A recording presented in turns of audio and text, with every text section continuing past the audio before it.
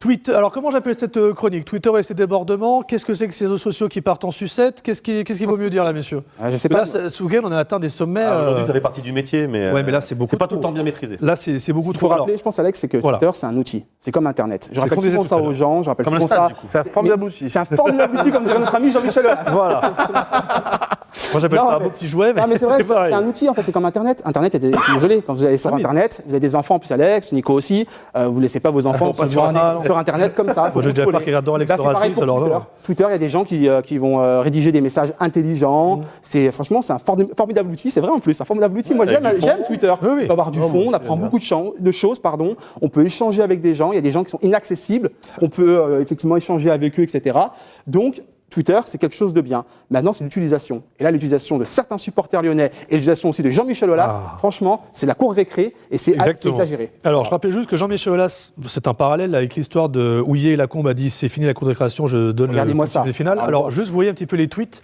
Ça va vraiment très loin. Donc, on a Stéphux qui dit Président, vous allez trop loin, vous choquez le peuple lyonnais qui vous a toujours soutenu depuis si longtemps. Réponse de Jean-Michel Aulas, c'est le peuple, tu plaisantes, je ne fais qu'assumer les décisions que je prends et que je finance. Ça, c'est un petit échantillon de ce qu'il y a eu. Hugo, avant, il critiquait les supporters adverses, maintenant, il nous manque de respect à nous, je ne comprends pas. Réponse du président Jean-Michel Aulas, arrête un peu, tu n'es pas crédible, reste à ta place et tout ira bien. On savait Jean-Michel Aulas actif sur Twitter. Il a été actif. Mais là, c'est énorme parce qu'en fait, il répond à un tweet qui lui est même pas adressé en plus. C'est ça. C'est-à-dire qu'il prend le temps d'aller chercher ce qu'il dit. Alors justement, Jean-Michel Aulas qui déclare que sur les réseaux sociaux, je préfère y être que pas du tout et je répondrai toujours à ceux qui attaquent mon club. Non, mais là, on a franchi une limite. Voilà, c'est ça. Tu peux être sur les réseaux sociaux. Tout à fait. Lui, il travaille à la Cégide, il aime avoir un temps d'avance, il a envie d'être sur Twitter. Pas de souci, pas de problème avec ça. Voilà, il n'y a pas de problème avec ça. On ne lui reproche pas d'être sur Twitter. Nous sommes sur Twitter. Parce que souvent, il nous dit à nous, journalistes, quand on lui dit vous êtes souvent sur Twitter et vous êtes aussi. Nous, on échange sur Twitter aussi. Je suis sur Twitter et je suis sûr. Des fois, on est sévère, des fois, on est taquin, des fois, on est en tacle, il n'y a pas de problème. Oui, mais il n'y a pas de souci avec ça. Il y a des mots, c'est un outil qui amène un peu, qui vulgarise un petit peu le débat. Exactement. Mais ce qui est plutôt gênant, c'est pas ça. C'est le niveau zéro, en fait. C'est la cour de récré. La cour de récréation. Ils vont le débat. Et justement, quelque part, alors je dirais pas que je suis content de voir ça, parce que c'est pathétique. Mais j'ai envie de dire, ça ne remplacera jamais les médias. Jean-Michel Aulas, il pense qu'en étant sur Twitter, justement, il n'a pas besoin d'être dans les médias et c'est une façon pour lui de répondre aux gens. Mais on le voit bien que ça ne remplacera jamais les médias, ça ne remplacera jamais les journaux, ça ne remplacera jamais un plateau de télé. Si Jean-Michel Aulas a envie de faire un débat de fond, il a qu'à venir ici. Et là, il pourra parler, il pourra lever le débat. Mais alors, face caméra, l'invitation est lancée. Vous voulez quand vous voulez, Jean-Michel Aulas. Prendre un peu de recul, en fait, sur les choses. Il ne peut pas répondre à tout le monde, alors il se sert de Twitter pour essayer de répondre un petit peu. Il va des fois trop loin. J'ai vu passer un tweet où il dit on s'en sort très bien sans vous, mais non, en parlant aux supporters lyonnais. Non. En effet, non. Le stade, il faut le remplir. C'est eux qui font vivre le club, malgré tout. C'est des clients. Quelque part, malheureusement, c'est des clients. Je pas jusque-là. Ça reste des dans l'esprit peut-être, mais. Je rappelle que j'ai payé un burger 5,50 € le week-end dernier contre Guingamp. À partir du moment où il y a la passion, il y a aussi l'aspect financier. Ce sont des gens, effectivement, qui payent. Il a très bien géré le club jusqu'à présent et il avait toujours eu besoin des supporters. On a toujours besoin de remplir le stade. C'est ce qui fait venir les sponsors. C'est aussi l'équipe qui gagne, mais c'est aussi le fait que. C'est un ensemble. Les supporters soient là pour consommer et faire vivre le club. Donc c'est un ensemble, c'est un tout. Donc il ne faut pas dénigrer ce qu'on a voulu construire à un moment donné et ce qu'on a été chercher à un moment donné. On a été les chercher pour qu'ils viennent. Là, on est bien d'accord que ça a dépassé certaines limites. Ce beau club qu'est l'Olympique Lyonnais. Aujourd'hui, ce serait con que le président, de par sa communication, il se met déjà à dos. Il s'est mis déjà le reste de la France à dos. Il n'y a vraiment que des pro-lyonnais de manière assumée. Ça. Oui, pas de problème. Et je trouve que moi qui suis extérieur au monde lyonnais, je trouve que les Lyonnais sont encore plus identifiés encore plus fortement au club. D'accord. De par parce que si maintenant, en plus d'avoir la France à dos, on se met nos propres supporters, ça va devenir compliqué en termes d'image et de communication. C'est ça que je veux. On serait à la rigueur, je vais un petit peu à l'extrême, mais on serait premier du championnat de France. Tu me dirais, il y a une compensation. Mais là, on n'est pas premier. Il faut que ça suive derrière. Quand tu vois, c'est sûr. Il a le sentiment de défendre son club. Alors on comprend, il a envie de défendre son club, c'est plus fort que lui. On a tout essayé, enfin, le club, ils ont tout essayé, ils essaient de prendre le téléphone. Ils lui ont dit, faut arrêter. Mais il peut pas. Il est addict. Au-delà de ça, à un moment donné, il faut aussi pas être naïf.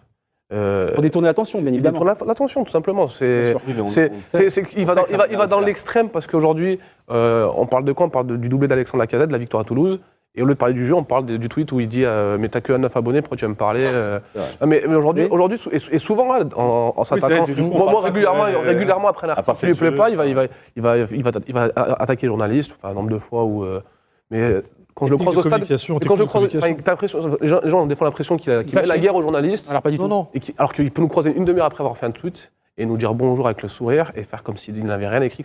Mais si un jour vous devez prendre un cours de communication, prenez Jean-Michel Aulas parce qu'il va tout vous expliquer les réseaux sociaux et vous allez comprendre qu'il est très très bon dans ce qu'il fait. Je rebondis sur ça parce qu'il y a eu un message sur olympiqueelyonnais.com, sur notre site, justement un commentaire adressé à Bilal en lui demandant, lorsque justement Jean-Michel Aulas comme ça t'adresse des tweets de bon matin, quelle est ta réaction? Pour toi, ça fait partie du jeu? Ou des fois, ça t'agace, t'as envie de lui envoyer un SMS en disant ça suffit, ne me prenez pas à partie comme ça le matin ou pas? Justement, moi, quand je sais que l'article risque de le faire réagir, déjà le téléphone est coupé. Ça m'évite d'avoir 250 motions. Comme ça, je peux me réveiller en douceur et ensuite j'allume le téléphone et une fois que je suis bien réveillé, que j'ai bu le café, je peux. Non, après, parfois ça agace, mais ça peut choquer ce que je veux dire, mais en fait, on est en train d'espèce de jeu. Je le prends au second degré. La seule fois où je l'ai repris, entre guillemets, où j'ai voulu répondre, c'est parce que je pense que dans la forme, il faut aussi faire attention. Parfois, il a employé un mot vicieux que j'ai pas forcément. Voilà. Après, pas tous qui ne soient pas d'accord, qui trouvent que nous, en tant que journalistes, on critique les sportifs, les dirigeants, on met des notes.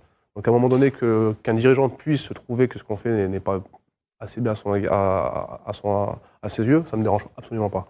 Après, voilà, je sais aussi que avec le temps, les premiers tweets, quand il est arrivé sur Twitter, le président, les supporters le suivaient beaucoup. Donc, ce qui était un peu plus gênant, c'était un peu le flow qui arrivait dans la foulée. Et vu que depuis qu'il s'en prend aux supporters, généralement, quand il s'en prend aux journalistes, on a une vague de soutien de supporters lyonnais qui arrive dans la foulée, quoi. Et ça, c'est complètement inversé. Du coup, c'est complètement inversé. Et c'est fou parce que c'est fou. C'est fou parce qu'il a quelque chose de bien. Il fédère plus. Il fédère plus sur les réseaux sociaux. Aujourd'hui, clairement, sur les dernières semaines, j'ai eu droit à 2-3 tweets. Et à chaque fois, 99%, ce sont des gens qui vont lui dire mais arrêtez de critiquer les journalistes, ils font leur travail, maintenant faites le vôtre, etc. Et je pense que c'est complètement inversé, parce qu'il y a 2-3 ans, c'était l'inverse. C'était l'inverse. Bon, il a envoyé un tweet, je peux vous dire qu'on avait 50 insultes dans la foulée. Les machins, c'est les Parisiens, les machins. Donc on a Jean-Michel Aulas sur Twitter, et on a aussi le club de l'Olympique Lyonnais qui est sur Twitter, parce qu'il y a eu, alors ça aussi je ne sais pas comment le qualifier, ce qui s'est passé hier soir, la rumeur donc complètement naze, comme quoi Mathieu Valbuena était mort. Non, mais ça, c'est les. Non, mais. Ça, c'est tweet. Voilà, c'est Twitter. Tout est possible sur Twitter. La société. Tout est possible. On ne peut pas empêcher les personnes mal intentionnées de faire n'importe quoi. Mais heureusement après, le club est obligé de. C'est pour ça qu'il y a Jean-Michel Aulas. C'est ça qui me. Je trouve qu'il y a une limite, et c'est ça qui t'a encore une fois choqué. À un moment donné, l'OL, est-ce qu'il est nécessaire qu'il fasse un démenti? Malgré tout, je pense que c'est un truc qui n'a pas pris. Il y a toujours des gens qui n'ont pas pris. Ce sont des gens. Voilà, qui n'apprécient pas forcément le joueur. C'est repris partout, Bilal. Non, le communiqué est repris. Le communiqué est repris partout. L'info de Valbuena n'est pas repris. C'est le communiqué qui est repris. Je trouve qu'en faisant ce tweet, le club, ils ont donné de l'épaisseur, de l'importance, et qu'à un moment donné, le crédit entre guillemets accordé aux personnes qui ont voulu faire cette mauvaise blague. Eh ben, malheureusement, je trouve qu'ils ont réussi leur coup. Malheureusement.